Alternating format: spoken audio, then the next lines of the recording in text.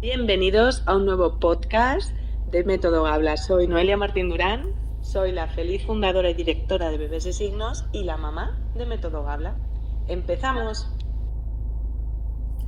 ¿Cómo estás? Tenía muchas ganas de grabar este podcast porque después de conversaciones mantenidas con profesionales que trabajan con peques en escuelas infantiles, pues nos damos cuenta de que los padres no tienen la necesidad de comunicarse con sus hijos de manera gestual antes de poder hablar.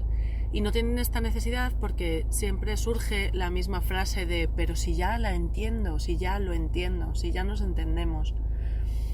En realidad, os entendéis, sois un equipo, lleváis juntos más de 9 meses, que es cuando se empieza a aplicar el método Gabla, pero hay tantas cosas que te estás perdiendo como padre, como madre, como abuelo, como educador, porque sabes cuándo tiene hambre, lo averiguas más o menos por la hora, sabes cuándo tiene sed, sabes cuándo está enfadado, pero ¿sabes por qué está enfadado siempre? ¿Sabes por qué está triste siempre? ¿Es capaz de verbalizar qué le pasa? Porque a veces es algo muchísimo más profundo. El tema emocional, la inteligencia interpersonal, es que es otro mundo muchísimo más amplio que no es solo comer, beber, pis y caca. Hay muchísimas más cosas que tu hijo necesita decirte y que tú necesitas saber para poder gestionar las situaciones.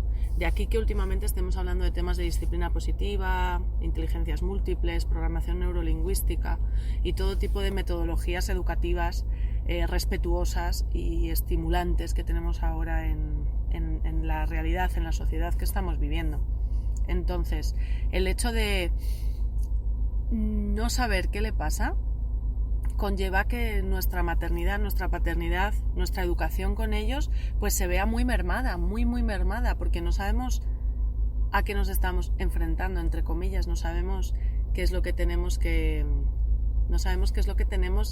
afrontar, no sabemos qué es lo que tenemos que gestionar muchas veces, porque estamos viendo una emoción, pero a veces esa emoción no es realmente lo que expresa lo que está sintiendo.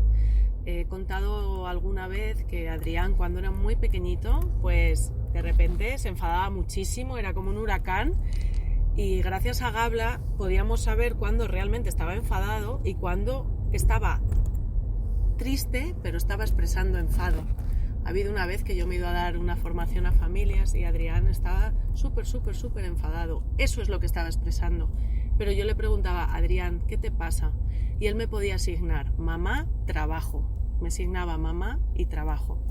Y le decía, entonces, cariño, a lo mejor no estás enfadado. Y yo le asignaba enfado. Digo, a lo mejor estás triste. Y yo le hacía el gesto de tristeza. Entonces el niño paraba unos segundos y me miraba, y entonces el gesto que hacía era el de triste.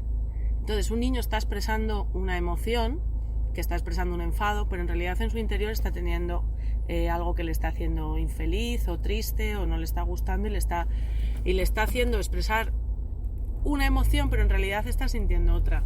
Entonces, aunque nos movamos por lenguaje no verbal, el lenguaje gestual no es el mismo muchas veces, no van a la par, así que es importante que puedan hablar con nosotros, que puedan hablar con gestos y que nos puedan decir, mira, lo que estoy es triste, no enfadado. Entonces la gestión de ese momento con Adrián era totalmente diferente.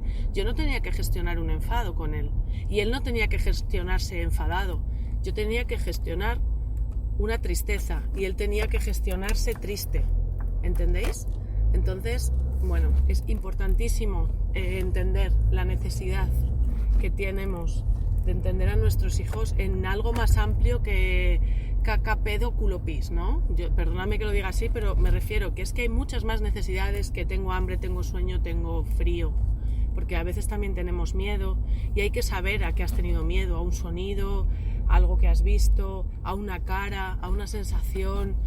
A veces tienen miedo porque el agua está muy caliente cuando son pequeños en la bañera, por ejemplo, pero no te lo pueden decir, simplemente están expresando una situación y se ponen histéricos y no quieren que les laves el pelo, por ejemplo, para que no se le caiga agua en los ojos, y lo que les pasa es que tienen miedo, no es que no les guste que les laves el pelo. Pues a lo mejor si podemos saber que tienen miedo y gestionar ese miedo, es cuando todo se hace mucho más fácil para todos. Así que la necesidad de hablar aunque a priori no la tengamos porque pensamos que nos podemos comunicar con nuestros peques, tenemos que ir un poco más allá y pensar que nos comunicamos, pero nos comunicamos en la superficie. Nos falta un montón de cosas por debajo que no podemos ver porque no pueden expresar. Y hasta aquí este podcast, se nos ha alargado un poquito más, pero es que me parece un tema súper importante. Nos vemos muy pronto, nos escuchamos muy pronto y hablamos muy pronto. Bebés y signos, gestos que hablan.